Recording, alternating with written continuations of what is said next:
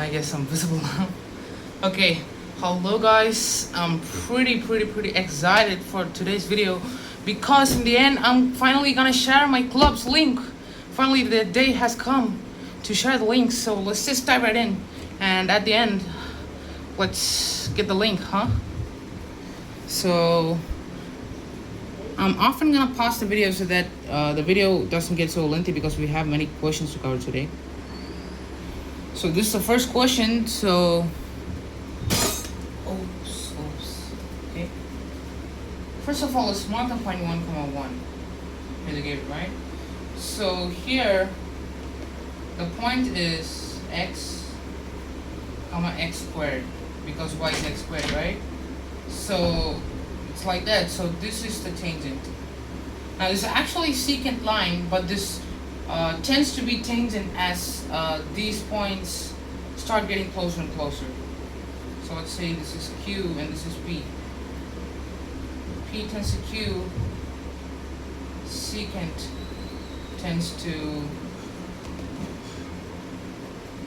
tangent. So we first have this one.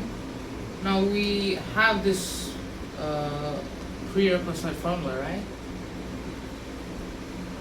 So this is equal to y minus 1 because they gave it to 1.1 m into x minus 1. So first of all, let's find m secant. So that's equal to x squared minus 1 by x minus 1 is equal to x plus 1 into x minus 1 divided by x minus 1. So these two cancel, so x plus 1. Now here for the tangent, now this tends to tangent text, right? Because P and Q are really close. So we just plug in the value of x as 1. So 1 plus 1 equals 2. So m tangent equals 2. I guess it's visible. Okay, yes it is. So now I'm gonna erase the top layer. Okay, let's do it fast, we don't have much time. So